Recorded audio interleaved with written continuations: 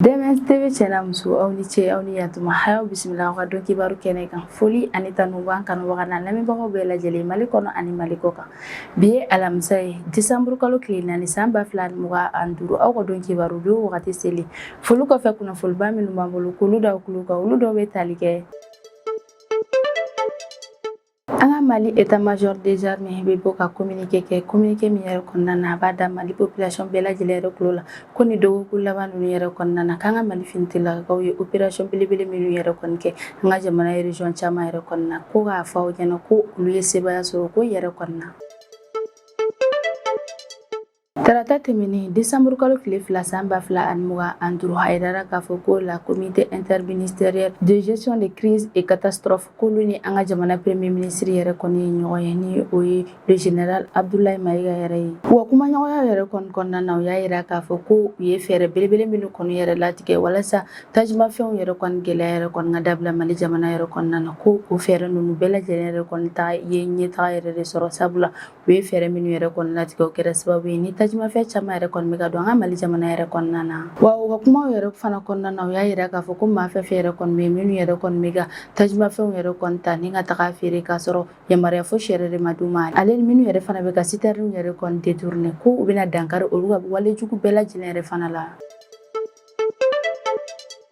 I n'a fɔ an yɛrɛ bɛɛ lajɛlen yɛrɛ b'a kalama cogo min yɛrɛ la min yɛrɛ an ka jamana premier ministre kɔrɔ ye ni o ye le docteur Choguel Kokala Mayiga yɛrɛ ye ale yɛrɛ kɔni ko minɛna ni k'a bila bɛrɛ la wutukalo tɛmɛnen san 2025 an y'a ye k'a fɔ ko tarata tɛmɛnen décembre kalo tile 2 san 2025 ko docteur Choguel Kokala Mayiga yɛrɛ kɔni ale u y'ale kɔni minɛ ni ka na ni ale ye chambre d'instruction de la cour suprême yɛrɛ kɔni na walasa kiiritigɛ yɛrɛ kɔni kana kɛ ale ka ko yɛrɛ kɔni na sabula kɔni kun y'ale minɛ ka a datugu ka sababu kɛ ko a jalakilen don k'a fɔ ko a ye jamana foroba wari yɛrɛ kɔni dɔw de kɛ a yɛrɛ ta ye tarata tɛmɛnen décembre kalo tile 2 san 2025 Niger ale yɛrɛ kɔni bɔra ni ka laseli belebele yɛrɛ kɔni kɛ min na u y'a yira k'a fɔ k'olu yɛrɛ kɔni bɛna plainte tigɛ Faransi ka société min yɛrɛ kɔni tun bɛ Niger jamana yɛrɛ kɔnɔna na ni Niger ye o société yɛrɛ kɔni minɛ ni k'a kɛ u yɛrɛ ta ye ni o société yɛrɛ kɔni kun ka baara de ye ka uranium yɛrɛ de dilan Niger jamana yɛrɛ kɔnɔna na k'olu yɛrɛ kɔni bɛna plainte tigɛ k'a di o société maa ninnu yɛrɛ ma sabula ko Niger ale yɛrɛ kɔni kɛlen ka société yɛrɛ kɔni minɛ Faransi maaw yɛrɛ kɔni la ko Niger ka société maa ninnu yɛrɛ kɔni taara ni ka nɔgɔba yɛrɛ de kɔni to o société yɛrɛ kɔnɔna na min yɛrɛ kɔni bɛ se ka kɛ faratiba yɛrɛ de ye Niger jamana kɔrɔntenw yɛrɛ ka kɛnɛyako yɛrɛ la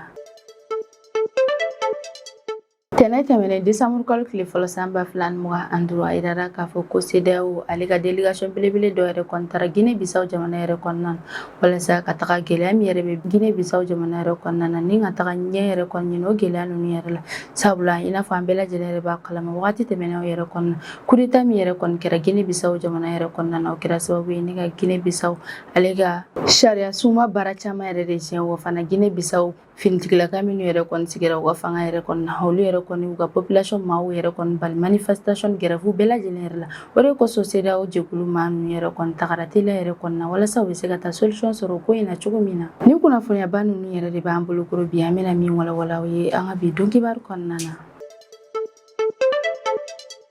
tarata tɛmɛnen décembre kalo tile 2 san 2025 min ye an ka comité interministériel de gestion de crise et catastrophe ye k'olu ni an ka jamana premier ministre yɛrɛ kɔni ye ɲɔgɔn ye belebele yɛrɛ dɔ kɔni kɛ ni o ye le général Abdoulaye Mayiga yɛrɛ kɔni ye u ka ɲɔgɔn ye ninnu yɛrɛ kɔni senfɛ u kumana gɛlɛyaba min yɛrɛ kɔni kun bɛ an ka Mali jamana yɛrɛ kɔnɔna na ni o ye tajimafɛn gɛlɛyaw yɛrɛ kɔni u y'a yira k'a fɔ ko u ye fɛɛrɛba minnu yɛrɛ kɔni latigɛ walasa tajimafɛn yɛrɛ kɔni donni bɛ se ka nɔgɔya Mali jamana yɛrɛ kɔnɔna na ko fɛɛrɛ ninnu yɛrɛ kɔni tagaɲɛba yɛrɛ de sɔrɔ sabula an bɛɛ lajɛlen yɛrɛ kɔni ɲɛ b'a la ko an bɛ wagati min na i n'a fɔ ko bi ko tajimafɛn yɛrɛ kɔni caman yɛrɛ de bɛ ka don Mali jamana kɔnɔna na wa fana ko maa minnu yɛrɛ kɔni bɛ ka tajimafɛn ninnu yɛrɛ kɔni ta ni k'a dogo u bolo walima k'a feere kɛrɛfɛlaw yɛrɛ kɔnɔna na k'a sɔrɔ yamaruya fosi yɛrɛ ma d'u ma ani minnu yɛrɛ fana bɛ ka citerne yɛrɛ fana détourner ko bɛna dankari olu ka walejugu bɛɛ lajɛlen yɛrɛ fana la comité maa ninnu y'a yira k'a fɔ k'u ni acteur pétrolier maaw yɛrɛ kɔni ye bɛnkan sɛbɛn min yɛrɛ kɔni tɛgɛnɔ yɛrɛ bila o la novembre kalo tile 20 tɛmɛnen san ba fila ni mugan ani duuru k'o bɛn ka sɛbɛn yɛrɛ kɔni kɛra sababu ye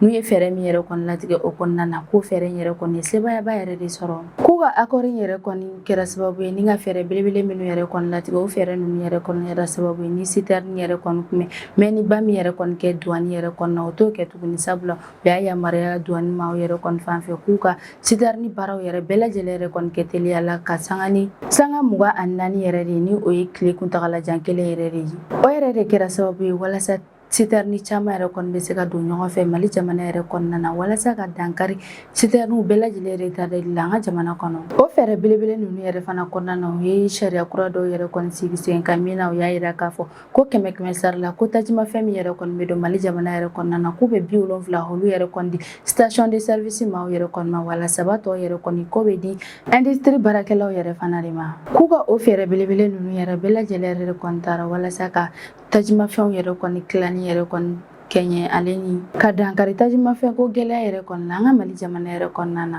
comité maaw y'a yira k'a fɔ ko hali n'a sɔrɔ u ka fɛɛrɛ belebele ninnu yɛrɛ kɔni ye tagaɲɛ belebele yɛrɛ kɔni sɔrɔ k'ale sa k'u ka jateminɛ belebele yɛrɛ kɔni kɛ wa sisan k'a fɔ k'u kan ka dankari réseau parallèle maaw yɛrɛ kɔnɔna na minnu yɛrɛ kɔni bɛ ka tajimafɛnw yɛrɛ kɔni feere k'a sɔrɔ jamana ma yamaruya fosi yɛrɛ de d'u ma hani maa minnu yɛrɛ fana bɛ yen minnu yɛrɛ fana bɛ ka o tajimafɛn kelen ninnu yɛrɛ kɔni ta ni k'a garder u yɛrɛ bolo k'u ban ka feere mɔgɔw yɛrɛ kɔni ma k'u kan ka sɛgɛsɛgɛli kɛ olu ka yɔrɔ bɛɛ lajɛlen yɛrɛ de la ni ka dankari olu ka walejugu ninnu yɛrɛ bɛɛ lajɛlen yɛrɛ kɔnɔna sabula olu ka o wale ninnu yɛrɛ bɛna kɛ sababu ye ni ka tajimafɛn yɛrɛ fana gɛlɛya an ka Mali jamana kɔnɔ o bɛɛ lajɛlen yɛrɛ kɔni kɔfɛ comité ale y'i sinsin da dumuniko yɛrɛ kɔnɔna a y'a yira k'a fɔ k'u yɛrɛ bɛna fɛɛrɛ jɔnjɔn yɛrɛ de fana latigɛ walasa dumunifɛnw yɛrɛ fana bɛ se ka don Mali jamana yɛrɛ kɔnɔna na teliya yɛrɛ la sabula k'an bɛ wagati min yɛrɛ kɔnɔna k'an ni sunkalo yɛrɛ kɔni man jan ɲɔgɔn na kosɛbɛ ko a ka kan ko fɛɛrɛ belebele dɔw yɛrɛ kɔni ka tigɛ o ko yɛrɛ fana la ministère minnu yɛrɛ ka baara yɛrɛ sinsinnen bɛ o ka hayirara k'a fɔ olu yɛrɛ kɔni na k'u ka fɛɛrɛ jɔnjɔn yɛrɛ kɔni latigɛ walasa tajimafɛn yɛrɛ kɔni ka na dɛsɛ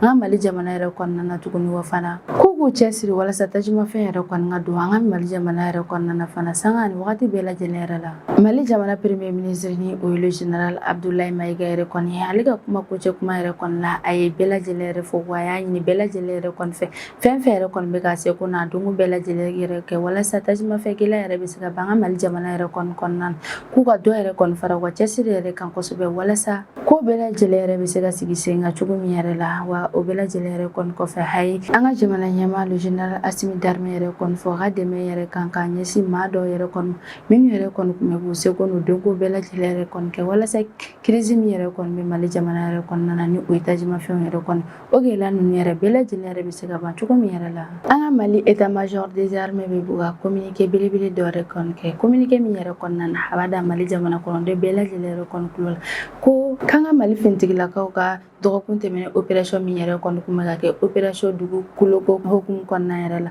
k'an ka Mali finitigilakaw yɛrɛ kɔni ye sebayaba yɛrɛ de sɔrɔ ko opération ninnu yɛrɛ bɛɛ lajɛlen yɛrɛ kɔnɔna na sabula a kɛra sababu ye ni ka bamaciwale maa caman yɛrɛ kɔni bɔnɛ u ni na ale ni k'u ka dagasigiyɔrɔ caman yɛrɛ de fana cɛ u ka maramafɛn caman yɛrɛ fana an ka Mali finitigilakaw ye tɛgɛ da olu bɛɛ lajɛlen yɛrɛ fana kan k'u ka cidenya baara ninnu yɛrɛ kɔni kɔnɔna na ko opération Franco wanga fɔlɔ filanan sabanan k'olu yɛrɛ kɔni ye bamaciwale maaw dagasigiyɔrɔ caman yɛrɛ de kɔni localiser ni ka taa u ka baaraw yɛrɛ kɔni kɛ o yɔrɔ ninnu yɛrɛ la k'u ka cidenya baara ninnu yɛrɛ kɔni na ko opération Franco wanga maaw minnu yɛrɛ kɔni ka opération yɛrɛ kɔni tilalen don fo sigiyɔrɔma 3 yɛrɛ de la k'olu ye localité caman yɛrɛ de kɔni ciblé kɛrɛnkɛrɛnnenya la Ber Gundam Ɲanfuge Hale ni Sunpi ani Lɛrɛ k'u ka o cidenya baara ninnu yɛrɛ kɔni kɛra sababu ye ni ka bamaciwale maaw dagasigiyɔrɔ minnu yɛrɛ kɔni kun ni dugu ninnu yɛrɛ kɔnɔna na ni o caman yɛrɛ de ci ale ni ka bamaciwale maa caman yɛrɛ de fana bɔnɛ u ni na u ka o bɛɛ lajɛlen yɛrɛ kɔni kɔfɛ bamaciwale maa ninnu yɛrɛ ka maramafɛn ninnu yɛrɛ kɔni caman ni fanga bɛ dɔw yɛrɛ kɔni na u y'olu caman yɛrɛ fana minɛ fo ka taa se équipement de communication yɛrɛ fana ma k'u y'o bɛɛ lajɛlen yɛrɛ fana minɛ ko wagati kelen yɛrɛ fana la Jabali ale zone yɛrɛ kɔnɔna ni o bɛ kɛrɛnkɛrɛnnenya la Alatuna secteur yɛrɛ de la k'u ye opération minnu yɛrɛ kɔni fana kɛ o zone yɛrɛ kɔnɔna k'o kɛra sababu ye ni ka bamaciwale maa caman yɛrɛ fana de bɔnɛ u ni na ale ni k'u dagasigiyɔrɔ caman yɛrɛ fana cɛ olu ka moto téléphone fo ka taa se fɛn caman yɛrɛ kɔni ma u y'o bɛɛ lajɛlen yɛrɛ fana minɛ ko an ka jamana SFA yɛrɛ fana la ko an ka jamana fintigilakaw yɛrɛ fana bɛ ka considérer ni ka u ka cidenya baaraw yɛrɛ fana kɛ o yɔrɔ ninnu bɛɛ lajɛlen yɛrɛ la walasa ka an ka jamana autorité civile yɛrɛ fana lakana u y'a yira k'a fɔ ko novembre kalo tile 23 tɛmɛnen san 2025 ko Kidal directeur régional des mines et de la géologie ale n'a jɛɲɔgɔn dɔw yɛrɛ kɔni ka taama yɛrɛ dɔ senfɛ n'u tun bɛ ka taga sanubɔyɔrɔ dɔ yɛrɛ kɔni la ni o bɛ an ka jamana nɔrɔyanfa yɛrɛ de fɛ ko Mali fintigilakaw yɛrɛ de kɛra sababu ye ni ka Kidal ka o directeur yɛrɛ kɔni n'a jɛɲɔgɔn yɛrɛ kɔni escorté walasa u bɛ se ka taa u ka ciw yɛrɛ kɔni kɛ cogo min na wa fana k'an ka jamana sudyanfa yɛrɛ kɔni fɛ k'an ka faamaw ye mission de reconnaissance offensive sur l'axe yɛrɛ fana kɛ ko ala Didier ni yɛrɛ de la ko u ka o opération yɛrɛ kɔni senfɛ ko mugujugu yɛrɛ dɔ kɔni kun dogolen bɛ yɔrɔ dɔ yɛrɛ kɔni ko nka k'u ye kɔni mugujugu yɛrɛ kɔni localiser ni ka o bɛɛ lajɛlen yɛrɛ kɔni tiɲɛ ko min fana ye an ka sanfɛ kɛlɛkɛlaw yɛrɛ fana ye k'olu yɛrɛ fana ye opération belebele yɛrɛ fana kɛ dɔgɔkun tɛmɛnen yɛrɛ kɔnɔna kɛrɛnkɛrɛnnenya la Kidal Menaka Murja Sebabugu fo ka taa se Jɛnɛ yɛrɛ kɔni ma k'u ka opération ninnu yɛrɛ kɔni kɛra sababu ye ni ka Bamacoale ma daga sigiyɔrɔ caman yɛrɛ de kɔni tiɲɛ ni localité ninnu yɛrɛ kɔnɔna ale n'u ka minɛn caman yɛrɛ de fana tiɲɛ l'état-major général des armées ale y'a ka cɛsiri yɛrɛ tuguni k'a yira k'a fɔ ko olu yɛrɛ kɔni bɛ Mali jamana yɛrɛ kɔnɔna na walasa ka Mali population bɛɛ lajɛlen ani bololafɛnw bɛɛ lajɛlen de lakana ale ni Mali siraba belebele fɛn fɛn yɛrɛ kɔni bɛ Mali jamana yɛrɛ kɔnɔna na k'olu yɛrɛ kɔni bɛ ni ka olu bɛɛ lajɛlen yɛrɛ de kana o fana y'a yira k'a fɔ ko an ka Mali armée yɛrɛ kɔni bɛ Mali jamana kɔnɔna na walasa ka Mali jamana kɔnɔdenw bɛɛ lajɛlen yɛrɛ de kɔni lakana ka bɔ menace jugu bɛɛ lajɛlen yɛrɛ kɔni tɔɔrɔ la ni yɔrɔ yɛrɛ kɔnɔna an DMS TV maaw yɛrɛ kɔni an bɛ an ka fintigilakaw bɛɛ lajɛlen yɛrɛ kɔni fɔ wa wale ɲumanw yɛrɛ kɔni na sabula sanga ni wagati bɛɛ lajɛlen yɛrɛ kɔni la olu yɛrɛ de bɛ ka u seko n'u donko bɛɛ lajɛlen yɛrɛ kɔni kɛ walasa ka Mali n'a population bɛɛ lajɛlen yɛrɛ kɔni lakana an bɛ dugawu yɛrɛ de kɛ Ala ka basigi yɛrɛ kɔni sabati an ka Mali jamana kɔnɔ tarata tɛmɛnen décembre kalo tile 2 san 2025 Haidara k'a fɔ ko min ye an ka Mali jamana premier ministre kɔrɔ yɛrɛ ni o ye docteur Choguel Kokala Mayiga yɛrɛ kɔni k'u nana ni ale yɛrɛ kɔni ye Bamako ni o ye Mali faaba yɛrɛ kɔni kɛrɛnkɛrɛnnenya la chambre d'instruction de la cour suprême yɛrɛ kɔni la walasa u kana ale ka kiiritigɛ baaraw yɛrɛ kɔni tabila sabula docteur Choguel Kokala Mayiga ale yɛrɛ kɔni bilala bɛrɛ yɛrɛ kɔni la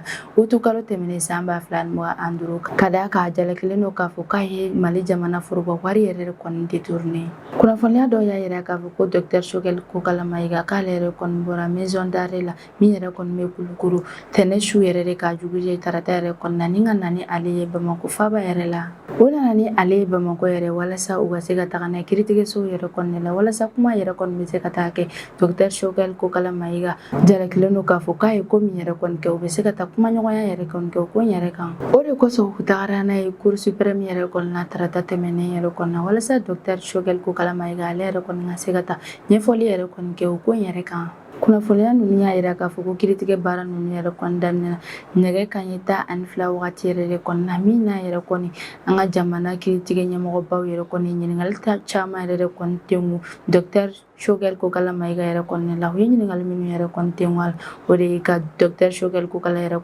Mayiga yɛrɛ ɲininka k'a fɔ ko foroba wari min yɛrɛ kɔni n'a jalakilen don k'a fɔ k'a ye olu détourné ko a ye olu don fɛn jumɛn yɛrɛ de la k'u yɛrɛ kɔni mɛnna kosɛbɛ o kiiritigɛ baara ninnu yɛrɛ kɔni kɔnɔna na sabula k'u tilala kiiritigɛ baara ninnu yɛrɛ la fo nɛgɛ kanɲɛ 17 wagati yɛrɛ kɔnɔna ni o ye wulafɛla yɛrɛ kɔni o fana ko kiiritigɛ baara ninnu yɛrɛ kɔni kɛra lakanaba yɛrɛ de kɔni kɔnɔna na sabula an ka fintigilakaw ye fɛɛrɛw bɛɛ lajɛlen yɛrɛ kɔni tigɛ walasa cogo min yɛrɛ kɔnɔna mankan fosi yɛrɛ kɔni kana wuli ni kiiritigɛ ko in yɛrɛ la ko kiiritigɛlaw kɛlen ka tila u ka baaraw bɛɛ lajɛlen yɛrɛ kɔni la ko o sufɛla yɛrɛ kɔni na k'u seginna ka taga ni docteur Choguel Kokala Mayiga yɛrɛ kɔni ye kaso yɛrɛ de la tuguni sabula k'a minɛ yɛrɛ de kɔni kan ka to fo ka taa fɔ a ka kiiritigɛ baaraw bɛɛ lajɛlen yɛrɛ banna wagati min yɛrɛ la an bɛ wagati min na i n'a fɔ ko bi maa si yɛrɛ de kɔni t'a dɔn cour suprême maaw yɛrɛ kɔni ye décision min yɛrɛ kɔni ta docteur Choguel Kokala Mayiga yɛrɛ kɔni ka ko in na nka déterminalikɛla dɔw y'a yira k'a fɔ ko nin étape yɛrɛ kɔni bɛna kɛ sababu ye ne ka yɛlɛmaba dɔ yɛrɛ de don nin ko in yɛrɛ kɔni na walima ko cour suprême maaw yɛrɛ kɔni ni o ye kiiritigɛ ɲɛmɔgɔbaw yɛrɛ kɔni k'olu yɛrɛ bɛ sɔn ka na décision ba dɔ yɛrɛ kɔni ta nin ko in yɛrɛ la autorité judiciaire yɛrɛ kɔni ka fan yɛrɛ kɔni na olu yɛrɛ kɔni bɛ ka baara kɛ ni fɛɛrɛbaw yɛrɛ dɔw kɔni ye wa u y'a yira k'a fɔ ko décision belebele fɛn fɛn bɛ na ta nin ko in yɛrɛ kɔni la k'a bɛɛ kan ka jamana sariya minnu yɛrɛ kɔni bɛ sen na k'olu bɛɛ lajɛlen yɛrɛ kɔni bato wa fana ko maa min yɛrɛ kɔni ntɛlɛkile ni ko in yɛrɛ la k'a sɔrɔ ko jaabi yɛrɛ kɔni ma bɔ ko a kan ka o sariyaw bɛɛ lajɛlen yɛrɛ kɔni bato ka d'a kan ko ni jaabi yɛrɛ kɔni ma bɔ fiyewu ko o maa yɛrɛ kɔni tɛ se ka jalaki k'a fɔ k'ale yɛrɛ de nɔ bɛ wale ninnu yɛrɛ la. An bɛ waati min na i n'a fɔ ko bi Dr Choguel ko kalama ye k'ale yɛrɛ kɔni seginna ni ka taga kaso yɛrɛ kɔni na tuguni min yɛrɛ kɔni ye kiiritigɛlaw yɛrɛ kɔni ye olu yɛrɛ kɔni bɛ ka continuer yɛrɛ kɔni ni ka u ka kiiritigɛ baaraw yɛrɛ kɔni kɛ n'u ka sɛgɛsɛgɛli baaraw bɛɛ lajɛlen yɛrɛ kɔni kɛ sariya yɛrɛ fana kɔnɔna na. Halisa an kɔni an bɛ to an ka kiiritigɛlaw yɛrɛ kɔni ko k'u ka baaraw yɛrɛ kɔni kɛ ni tilennenya ni jɛlenya yɛrɛ kɔni nka ni kunnafoniya kura min yɛrɛ kɔni bɔra nin ko in yɛrɛ kɔni kɔfɛ an bɛ bɔ ni ka na olu bɛɛ lajɛlen yɛrɛ kɔni da aw tulo kan. An bɛ wagati min na i n'a fɔ ko bi Kolongo dugu yɛrɛ kɔnɔna na ni o bɛ Masina cercle yɛrɛ kɔnɔna na a yirara k'a fɔ ko Bamaciwale maaw yɛrɛ kɔni ka degun fanga bɛ ka bonya yen yɔrɔ ninnu na kosɛbɛ sabula a bɛ san caman yɛrɛ kɔni bɔ Bamaciwale maa ninnu yɛrɛ kɔni kun tagara u daga yɛrɛ kɔni sigi Kolongo dugu sigiba maaw yɛrɛ kɔni la ni k'u wajibiya ni jaga bɔli yɛrɛ kɔni o jaga ninnu yɛrɛ bɛ bɔ Kolongo dugu sigiba maaw ka sɛnɛfɛnw yɛrɛ la kɛrɛnkɛrɛnnenya la malo hale ni ɲɔ fo ka taa se sɛnɛfɛn caman yɛrɛ kɔni ma. An bɛ wagati min na i n'a fɔ ko bi Bamaciwale maa ninnu yɛrɛ kɛmɛ ka yɛlɛmaba yɛrɛ kɔni don o jaga bɔli kɔ yɛrɛ kɔni na sabula Bamaciwale maa ninnu yɛrɛ kɔni yɛlɛmaba yɛrɛ de don u ka jagako yɛrɛ kɔni la. Bamaciwale maa ninnu y'a yira k'a fɔ k'olu yɛrɛ kɔni tɛ malo bɔrɔ walima ɲɔ bɔrɔ yɛrɛ kɔni fɛ sisan ko sabula olu yɛrɛ kɔni tɛ ka tajumafɛn yɛrɛ kɔni sɔrɔ ni ka taga ni malo bɔrɔ ninnu ye dagasigiyɔrɔ kɔni la sisan kɔni u ye min yɛrɛ kɔni wajibiya Kolongo dugu sigiba maaw yɛrɛ kɔni ka ko de ye k'a fɔ ko denbaya bɛɛ lajɛlen yɛrɛ kɔni ka 2000 yɛrɛ de bɔ ni k'a di olu yɛrɛ ma ko n'i y'a ye k'olu yɛrɛ kɔni y'a fɔ ko Kolongo sigiba maaw yɛrɛ kɔni ka denbaya bɛɛ lajɛlen ka 2000 yɛrɛ de d'u ma sabula ko fɔlɔ la